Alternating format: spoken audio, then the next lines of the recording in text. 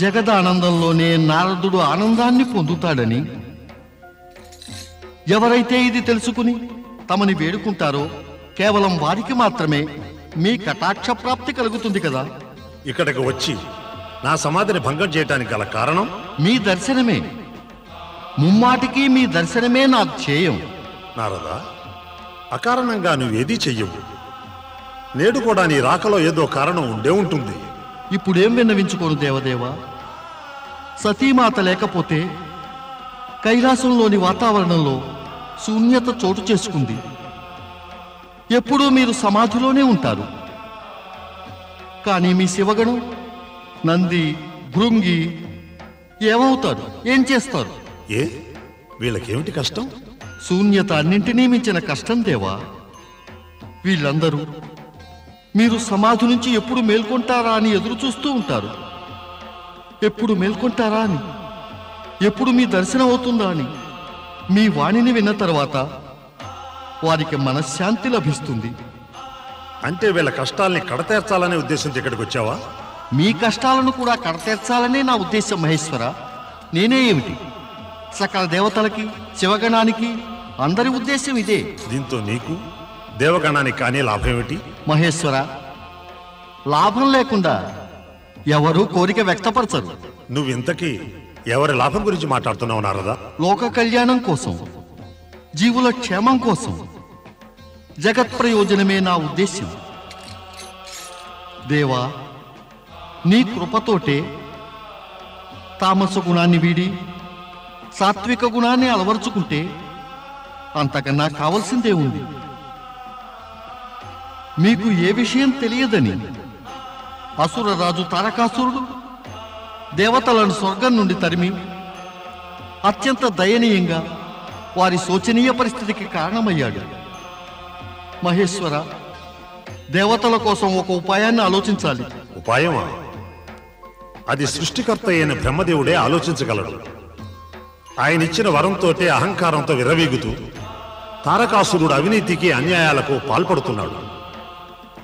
నీవు బ్రహ్మదేవుని దగ్గరికి వెళ్ళడమే ఉచితం.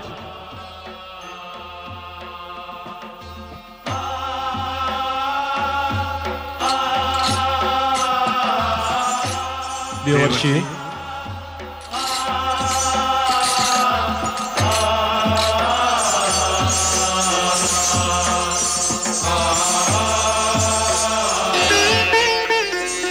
ఇప్పుడు ఏమవుతుంది దేవర్షి? నంది, ఏది ఏమైనా శుభమే కలుగుతుంది. అదెప్పుడు సాధ్యం? భృంగి, సత్యాన్ని తెలుసుకో. సమయానికి ముందుగా, భాగ్యానికన్నా అధికంగా ఎవరికీ ఎప్పుడూ ఏదీ ప్రాప్తించలేదు. ఏది ఏమైనా శుభమే కలుగుతుంది. సతీమాత రిక్తస్థానం పూర్తవగానే అన్నీ చక్కబడతాయి. అలా అవుతుందా దేవర్షి? తప్పకుండా అవుతుంది నంది, ఇది నిజం. పరమేశ్వరుని కృపతో తప్పక అవుతుంది. నారాయణ నారాయణ.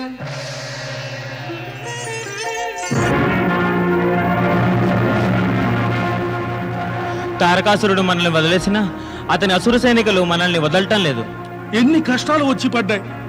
దేవతలమై ఉండి అటు ఇటు దిక్కు తోచక పరిగెట్టాల్సి వస్తోంది. ఎప్పటిదాకా మనకి కష్టాలు? దేవతలందరం కలిసికట్టుగా ఈ దుష్ట రాక్షసుల్ని సర్వనాశనం చేస్తాను. మమ్మల్ని సర్వనాశనం చేస్తారా? మా స్వామి తారకాసురులు మిమ్మల్ని కరుణించి వదిలిపెట్టేస్తే మీరు వారికి విరుద్ధంగానే పనాగం పడుతున్నారా?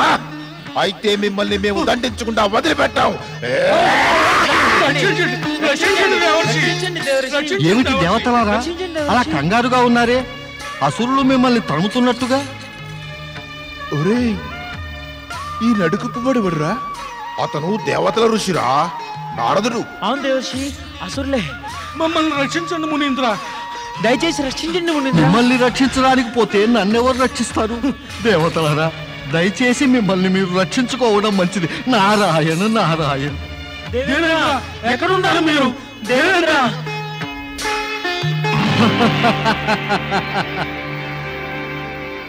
స్వర్గాధికారాన్ని పొందిన తరువాత మధిరాపానం మహదానందంగా ఉంది. మహాప్రభు క్షమించండి, క్షమించండి మహాప్రభు, క్షమించండి. మహాబలి క్షమించండి. ఏ అపరాధానికి క్షమించాలి సేనాపతి? మహాబలి, తమకు విరుద్ధంగా తమను దూషిస్తున్న దేవతలను తీసుకుని మీ వద్దకు వస్తూ ఉండగా, కానీ నెత్తి మీద కొప్పు నా నారదుడు మార్గంలో కలిశాడు. అతను మమ్మల్ని మాటల్లో పెట్టి వారిని రక్షించాడు. సేనాపతి, నువ్వు నా వినాశనాన్ని పలుకుతున్నావు. లేదు స్వామి, నేను తమ సేవకుణ్ణి. నేను దేవతలను పరాజితులను చేసి ఈ స్వర్గానికి అధికారినయ్యాను. అయితే నువ్వు ఒక తుచ్చముని దగ్గర పరాజితుడవై వెనక్కి వస్తే ఇది వినాశన లక్షణం కాదా? భవిష్యత్తులో ఇటువంటి తప్పు చేయరు స్వామి. భవిష్యత్తునే అంధకారంలో ముంచేశావు సేనాపతి. దేవతలకు మన పైన దండయాత్ర చేయటానికి మార్గం చూపావు. సమయం ఉన్నప్పుడే మనం దేవతలను దండించక వదిలేస్తే అదును చూసి తిరిగి వారే మన పైన దండయాత్ర చేసి ఈ స్వర్గాన్ని ఆక్రమిస్తారు. అలా కానివ్వను మహాబలి, అలా ఎన్నటికీ కానివ్వను. వెళ్ళండిక.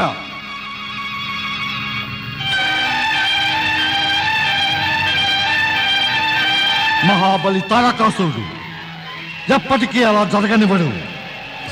హే పరమపిత, మమ్మల్ని మేము రక్షించుకునే స్థైర్యమే మాకుంటే ఈ విధంగా దిక్కుతోచక ఎందుకు తిరుగుతాము?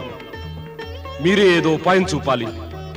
మీరే మమ్మల్ని రక్షించాలి బ్రహ్మదేవా, మీరే మమ్మల్ని రక్షించాలి.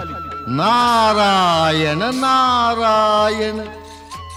పరమపిత, దేవతల దుస్థితిని చూడలేమంటే నమ్మండి. వీరిని రక్షించే ఉపాయం ఆలోచించండి. అదే ఆలోచిస్తున్నాడు నారద. ఏమి ఆలోచిస్తున్నారు సృష్టికర్త? అర్థమే కావటం లేదు. దేవేంద్ర, తారకాసురుని వధించడమే దేవతలను రక్షించేందుకు ఏకైక ఉపాయం. కానీ పితృదేవా, అత్యాచారాలు చేసే తారకాసురుని వధ ఎవరు చేస్తారు? అంతటి శక్తివంతుడు స్వర్గాధికారాన్ని చేజిక్కించుకున్న తర్వాత అతని అహంకారం మరింత మితిమీరి ఇంకా శక్తివంతుడై నిరంకుశుడయ్యాడు. మమ్మల్ని రక్షించండి ప్రభు, మమ్మల్ని రక్షించండి బ్రహ్మదేవా. బ్రహ్మదేవా, ఆ దుష్ట తారకాసురుని రాక్షసులు నిత్యం దేవతలను పీడిస్తున్నారు. వారి నుండి మమ్మల్ని రక్షించండి.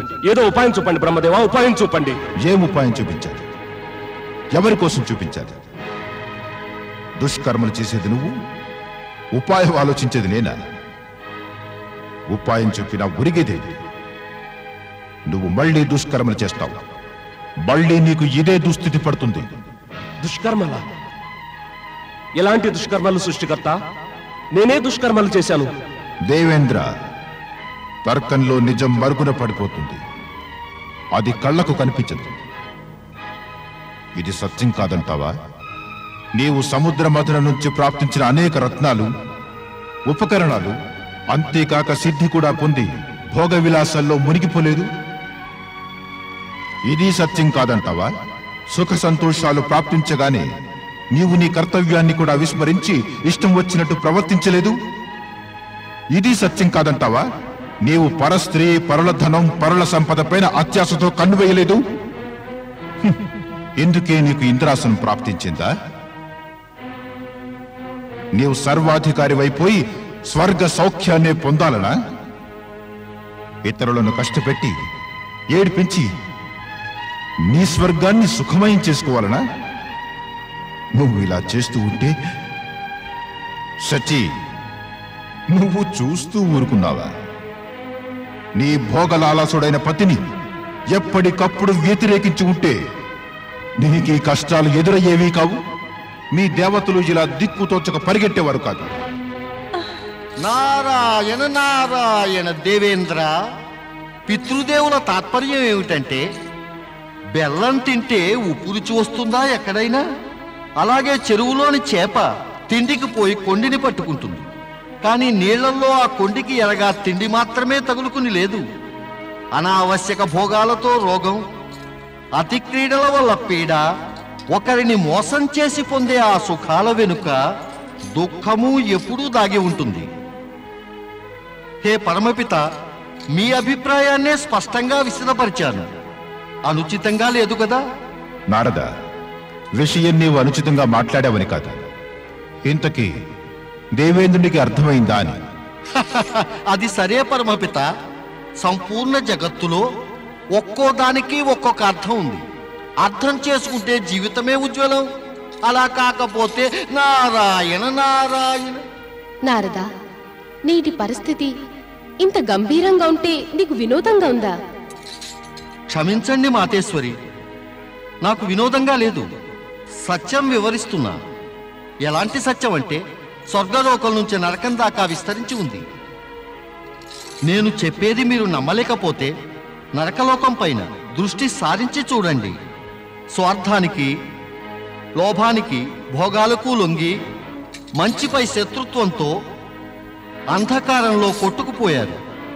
ఇదే విశ్వవిదితమైన సత్యం. దేవేంద్ర, నేను చెప్పదలుచుకున్నది కూడా అదే.